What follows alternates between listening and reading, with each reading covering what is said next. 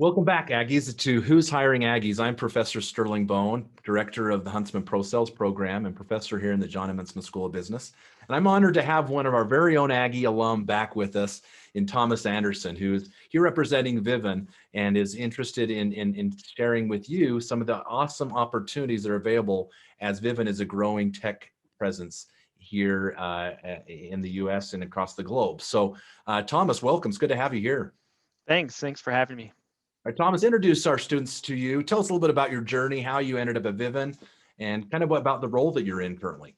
Yeah, no, that would be great. I think my journey is probably a little different than the typical business student who got into a cool tech company. So when I was at Utah State, I did engineering. My undergraduate was in mechanical engineering, and while I was doing it, I kind of noticed I was a little different than a lot of my peers, right?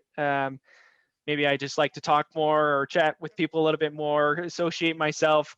Um, and so I started looking for an alternative. That's kind of where I got interested in entrepreneurship. And then finally, heard about the technical sales program that you, Sterling, started. And I was part of that first cohort. And it was there that I was really exposed to, hey, the world isn't split just in engineering or just in sales, but there's actually a middle place right there, which is the sales engineer. And I remember having an opportunity to shadow some sales engineers part of that program, and it really changed my perspective in terms of where I wanted to end up and where I wanted to take my career, right? And so I got involved in pro sales and started to hone some of those skills outside of engineering, which helped me land my first job at AT&T. And I jumped right into, they had a development program. And so the first 4 months were pretty much, super hard cold calling, hundreds of calls a day to trying to sell internet. It was pretty challenging.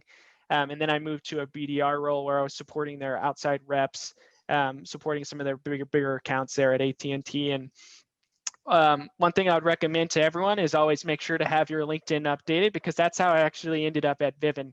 Is I had a recruiter hit me up while I was at AT&T, told me about Vivun, and my plan originally at AT&T was I was going to go into technical sales, is what they call it there.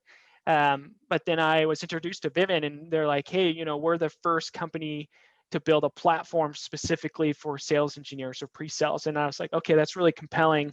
And I went through the interview process, and they're just like, hey, we want you to be the first SDR at our company and support us. We've just raised our seed round. Would you be interested? And they convinced me. And so I jumped ship, went over to Vivun, and now I've been here for a year.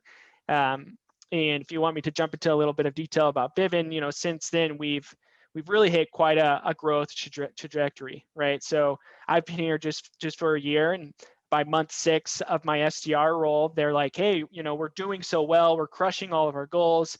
They were able to raise their Series A funding, and it was led by Excel, which they're one of the top VC firms in Silicon Valley. You can Google that if you're interested. And then from there, they're like, all right, we're going to promote you. And so they made me the SDR manager. And since then, we've just been hiring and training and growing and building. And it's been quite a ride. It's been a quick ride, because really you were just in school just a short time ago, and now you've seen the opportunity to work for a global business leader in AT&T, and now to go into the startup arena. 100%. Why is it so exciting right now to join Vivun? What are the opportunities that you have for students? Yeah. So I don't want to rain on the parade of the big corporate, right? I mean, AT&T, like you said, Fortune 9 company, it's enormous, right? But I will say this, one of the things that I've enjoyed about being at a smaller company is I directly contribute to the overall success of the company, right? And they can see it. So for example, the fact that we hit that Series A and we were able to do that, I mean, it was a direct contribution to my efforts in helping to build a really, really healthy pipeline of solid opportunities. And so when they went to go make that presentation, they're like, hey, look at these companies that we're bringing in. Like, they're great, they're awesome, they're big names that you've heard of, Okta, Twilio, Cloudera, Snowflake.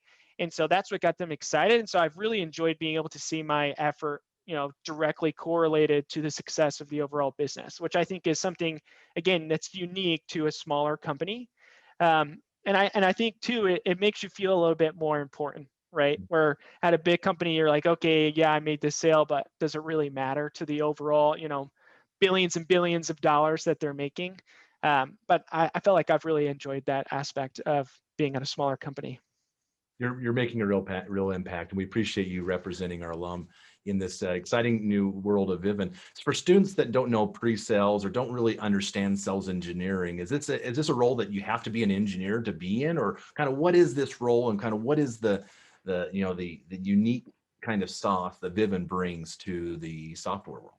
Yeah, no, great question. So and there's kind of two pieces to that. So the first part about pre-sales and if you have to be an engineer. So just to give you a little bit of background of what pre-sales is, right? So generally speaking, most software companies, and this also goes into hardware companies, even at AT&T, the products are becoming very, very technical, to the point where you cannot train every single one of your account executives to be an expert enough in your product to be able to take the sale from beginning to end. And the way that they've solved for that over the years is the evolution of the sales engineer, technical sales, solution architects. They have a variety of names. And essentially what they are is you train them to be the experts, and then they support multiple account executives during their conversations. And so they are the person answering the hard questions. They're the ones that are generally demoing the product.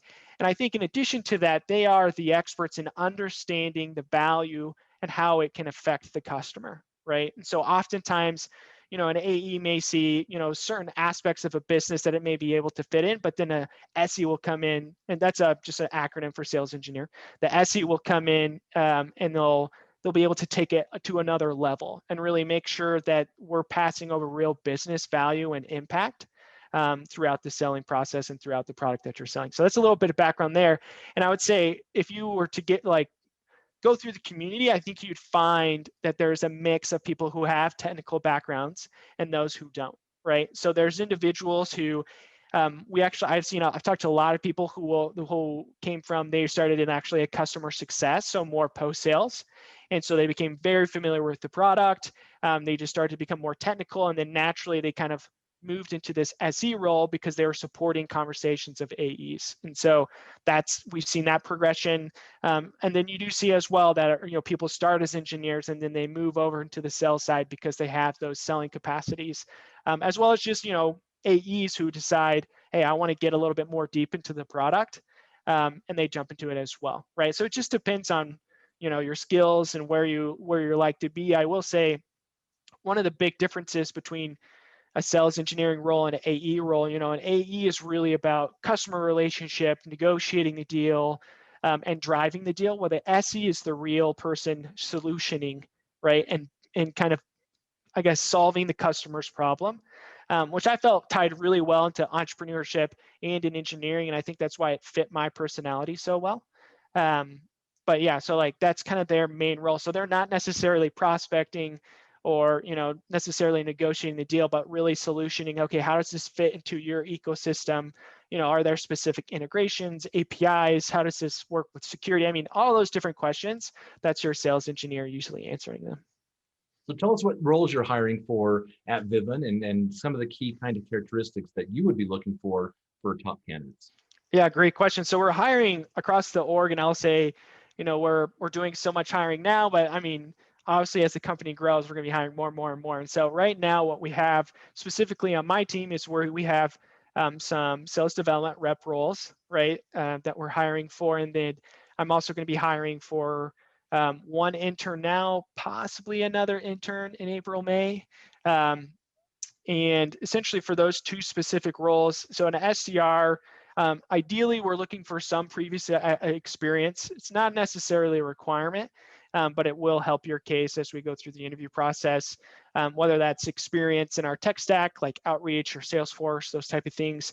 And then I would say in addition to that, and you're going to see this in a smaller company versus a larger company is, we don't have all the processes defined, right? Which that was something exciting for me because I like, again, based off, entrepreneurship, the idea of innovating and strategizing and building, right? And so you have to be able to be a little, you have to own your territory that you're going to be assigned. So ownership and kind of like proactivity to, create solutions when maybe not given a clear path, right? And I've seen that those people who have those type of traits, and I would say this is applicable to all levels, not just, smaller companies, but have been the most successful. And then in terms of the internship, the role, we have a lot in terms of our database and research and building it up, because no one's ever built a database for pre-sales before, that we need help on. And that's kind of where the intern's going to fit in to kind of take some of that load off of the SDRs. And in particular, I think it's a really good opportunity to gain familiarity again with the tech stack, as well as B2B sales in general, right? Like, how do you talk to specific leaders? What leaders are most important for your conversation, and to learn those intricacies of, B2B sales. So on a day-to-day basis, who is your SDR and your intern? Who are they researching, or who are they reaching out to? Who is the target that Vivun is looking to reach? Great question. So our product specifically, there's kind of two aspects. So one aspect is focused on the pre-sales, individuals, pre-sales organizations. They've never had a platform that they live on, never had something to track, team data and understand where their inefficiencies and efficiencies are, those type of things. So that's part of our platform. And so we target that pre-sales leadership, right? So VPs of pre-sales, directors of, solution engineering, sales engineering, whatever different acronym it is, their managers, as well as individual contributors. So those would just be your individual SEs. And then another part of our product, which it's super exciting, but essentially what we're doing is we're helping to bridge the gap between two organizations, which it's sales and product, right? So you have product and they're constantly wanting to understand, how should we, change our product to best meet, product market fit, right? And that's a really difficult question. And the thing is they want AEs, SEs, they're in all these conversations with prospects. They want all that feedback that they're getting, right? But there's never been an easy way to do that. And so that's what our product is additionally doing, is we built out a whole process that kind of allocates that all into one central platform. And so because of that, we also are targeting product leaders, CPOs, and then, on occasion, CROs, kind of pushing the same messaging. Across industries and across a lot of different applications, is that kind of where So you're at? right now, our go-to-market strategy is primarily in tech. So those are like our primary focus. I think as we continue growing, we'll continue moving to other industries and other verticals, but right now it's primarily tech. And so speak about where Vivun's located. Right? You say it's based out of Silicon Valley, but you're in Utah. Tell us about kind of some of the opportunities, particularly around virtual work and remote working, that you're able to do at Vivun. Yeah, it's an interesting story, because when they originally recruited me, that was one of my asks. Because I was in Dallas, Texas at the time, and they were in Oakland, California. And I'm like, look, I'm not moving to Oakland.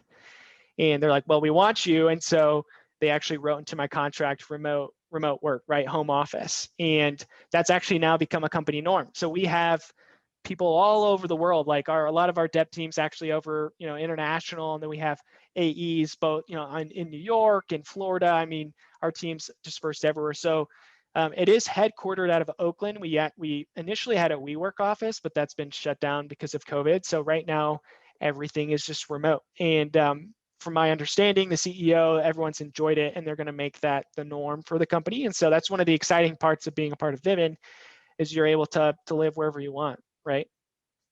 So our students are certainly I think this is really intriguing, because you're hiring for full-time as well as intern. You have flexibility in terms of location. The students are trying to figure out where they're going to launch to. Maybe dive a little bit more into that internship in terms of, the timeline. Is it now to apply, and you're looking for someone that could work while they're going to school? Maybe explain a little bit more on that internship front. 100%. So for the internship, ideally we're going to start interviewing for that probably in the next couple of weeks. So next 2 to 3 weeks, I would say max, with the hope to have them come in probably February, latest would be first week of March. The role is paid.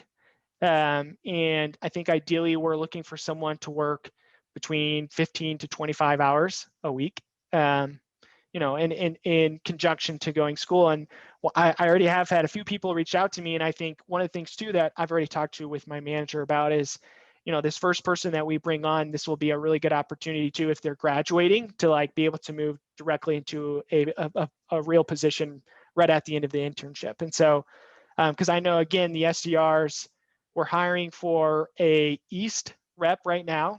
So if you're like, hey, I want to live on the East Coast, then that aligned perfectly with what we're wanting, because we're wanting someone to support Europe and that region, because we're building out at the East. So that role will be hiring, but then after that, we'll be doing probably another round in April and May for hiring. That's exciting. Well, this is super exciting on a couple fronts, right? Because we have, a fast-growing tech company that's going through early stages of the financing and just the investment. And so here's an opportunity to get on a rocket ship and just buckle up because it's going to be an exciting ride. But also to work with an Aggie that has come through our technical sales area that has that, technical sales, business, entrepreneurship type training. So Thomas, I appreciate you opening yourself up to be a mentor to help students come aboard at Vivun. How can they continue to connect and engage with you further? Yeah, great question. So I think if you have specific interest for the internship or for the role, to email me directly. And then essentially what I'm going to be doing is creating a list. And then once we're ready to interview, I'll be sending out invitations and getting that whole process established. I think if you just have questions, like as well, feel free to email me. And I think everyone should as well connect with me on LinkedIn. Feel free to message me there as well. Outstanding. Thomas, thank you for being here with us, and go Aggies. Yeah, thank you, Sterling.